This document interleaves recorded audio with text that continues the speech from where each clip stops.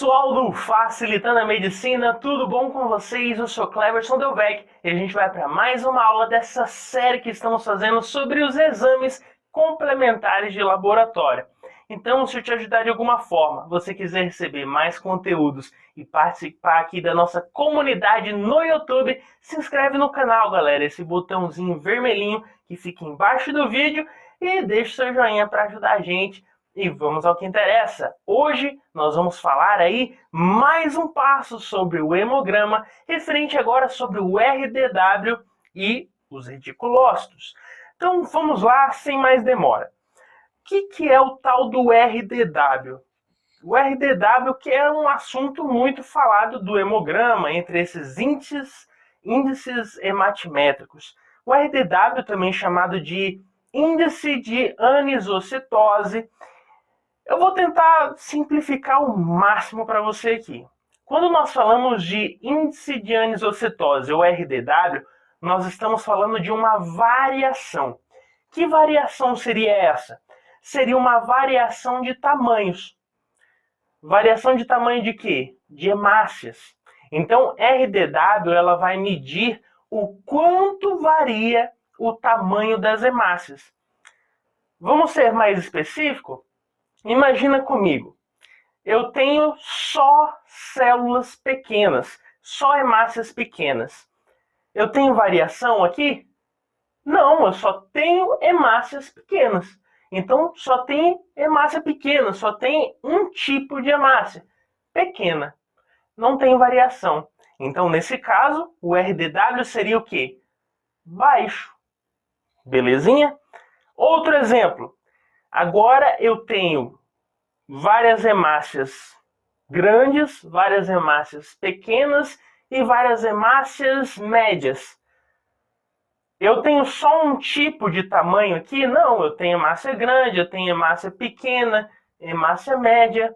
Então lembre-se, a variação existe agora. Eu tenho vários tamanhos de hemácias. Então nesse caso, o RDW, que a gente está falando, seria elevado. Existe uma grande variação de hemácias, belezinha? Em relação ao seu tamanho. Então, pessoal, quando a gente fala de RDW, ou índice de anisocitose, estamos falando do quanto varia o tamanho das hemácias nesse sangue do paciente. E o índice de anisocitose, ele tem um padrão, que seria de 11,5 a 14,5. Seria esse parâmetro que seria o normal. E claro, a gente pode utilizar um gráfico para analisar aqui um pouquinho o que a gente está falando. Então, olha na imagem. Então, agora olhando a imagem aqui. Mas antes, recapitulando, o que é o RDW? É o valor de variação do tamanho das hemácias. Beleza? Está variando muito? RDW alto. Está variando pouco ou não tem variação? RDW baixo. Tranquilo? Então, olha esse gráfico. Nesse gráfico, nós vemos uma onda grande, né? Você vê que tem uma grande frequência, né? Está escrito frequência aí na imagem. Então, ela tem uma onda grande, que é a frequência. Então, em uma, nós vemos que a frequência é grande. E na outra, né? Uma ondinha bem baixinha, pequenininha. Que quer dizer o quê? Uma baixa frequência. Tranquilo? Mas frequência de quê, galera? Essa onda grande, ela está dizendo que a frequência é grande de quê? De células com o mesmo tamanho. Tranquilo? Então, o que essa onda grande quer dizer? Que existe uma grande frequência de células com o mesmo tamanho.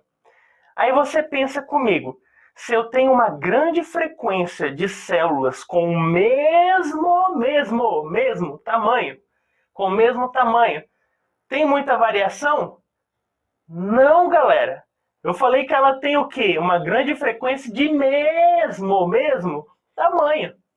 Então a variação é baixa. Portanto, o RDW é o quê? Baixo. Tranquilo? Então, nesse gráfico, nós temos, né, essa que tem o pico alto, o pico de frequência. Nós temos um exemplo de RDW baixo. Por quê? Porque a frequência de células com o mesmo tamanho é elevada. Tranquilo? Agora olha o gráfico do lado. Nós vemos que a frequência é baixinha. Frequência de quê? De células com o mesmo tamanho. Então nós vemos que de um lado nós temos células, né? Ali o gráfico mostrando que existe uma grande frequência de células com o mesmo tamanho, e do lado uma que tem uma frequência baixa, ou seja, poucas células possuem o mesmo tamanho. Poucas células.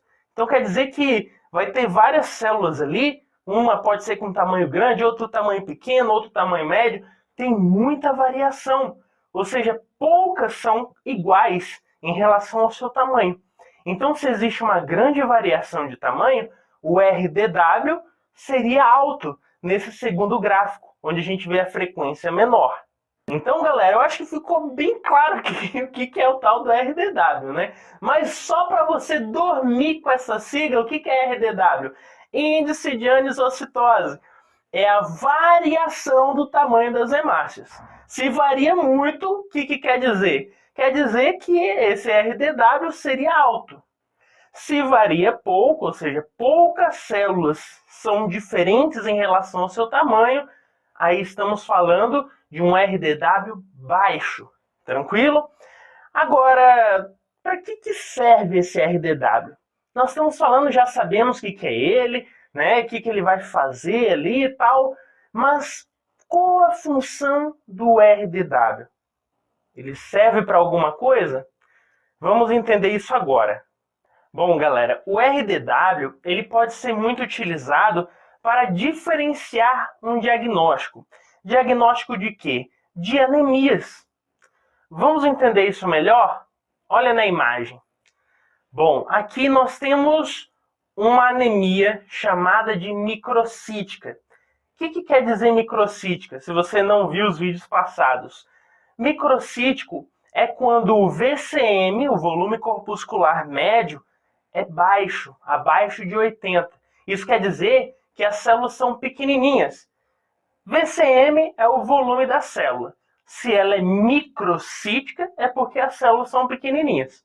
Porém, aqui nós temos duas anemias que são microcíticas, ou seja, as duas têm células pequenininhas. Agora você pensa, eita, se as duas são células pequenas, como que eu vou diferenciar? O que pode me ajudar nesses índices hematimétricos a diferenciar, então? Fácil, o RDW. O RDW, ele consegue diferenciar essa anemia ferropriva da talassemia. Como que eu faço isso? Só você pensar, na talassemia, nós vamos ter uma microcitose, as células vão estar pequenininhas. Porém, aqui nessa talassemia, elas vão ter um RDW baixo. Por quê? Porque todas essas células vão estar basicamente quase no mesmo tamanho. A variação vai ser quase nula, vai ser muito pequena. Então o RDW da talassemia é baixo, porque a frequência de células com o mesmo tamanho é igual. Elas vão ser todas pequenininhas. Agora, nessa anemia ferropriva, que também é uma anemia microcítica, ela não vai ter células só pequenas. Ela vai ter célula pequena, célula grande, célula média, célula mais ou menos pequena, célula mais pequena do que grande, enfim, vai ter uma grande variedade de tamanho de células. Não vão ser todas pequenas, todas com o mesmo tamanho como na talassemia. Então isso indica que existe uma grande variedade de tamanho de células das nossas hemácias. E isso diria que o RDW é elevado. Então, enquanto na talassemia o RDW é baixo, nessa ferropriva ele vai ser elevado, embora ambas possuam um VCM baixo. São anemias microcíticas. Então, olha só, embora elas sejam o mesmo VCM, né, baixo, eu posso utilizar o RDW para conseguir diferenciar uma da outra. E galera, até quando a gente fala de anemia normocítica, que são aquelas que possuem o VCM adequado, ou seja, entre 80 e 100, ela pode nos ajudar, esse RDW, esse índice de anisocitose. Por quê? Porque o VCM, galera, ele não vai dar o total das células. Ele não vai chegar ali e vai falar, ó, todas essas células têm esse tamanho. Não tem como, é uma média. Então, o que pode acontecer? Pode acontecer desse paciente ter uma anemia microcítica junto com uma anemia macrocítica. Isso pode acontecer.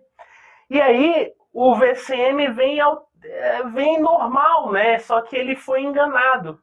Ele fala ali que está entre 80 e 100, porque existe células com esse tamanho normal, porque existe tanto pequena quanto células grandes. Então acaba enganando o VCM.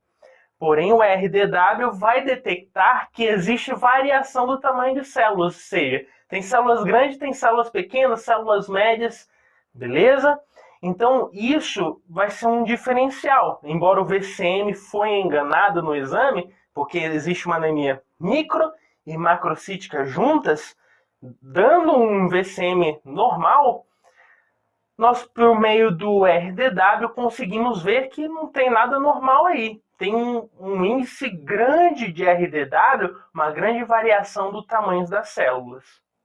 Então, galera, nós falamos do RDW, o índice de anisocitose. E o tal dos reticulócitos, o que são eles, para que eles servem?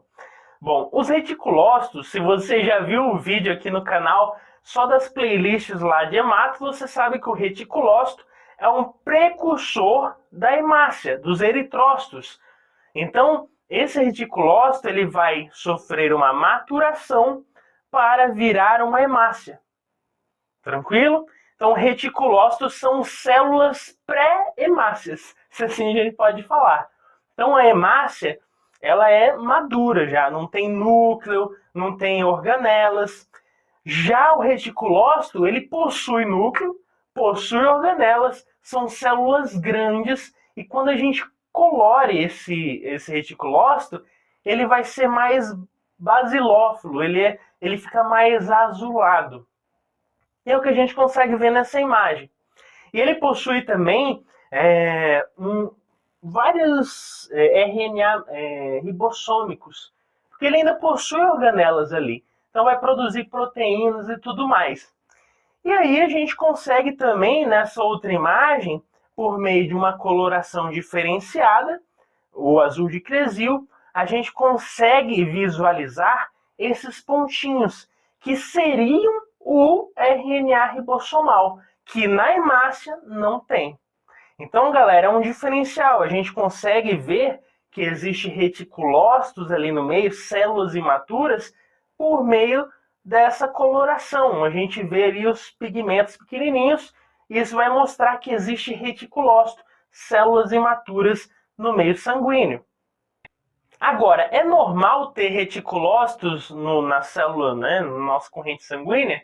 Claro que não, né, galera? Ainda mais se for um número elevado de reticulócitos. Aí a gente pode ver que existe alguma anormalidade, alguma patologia está acontecendo.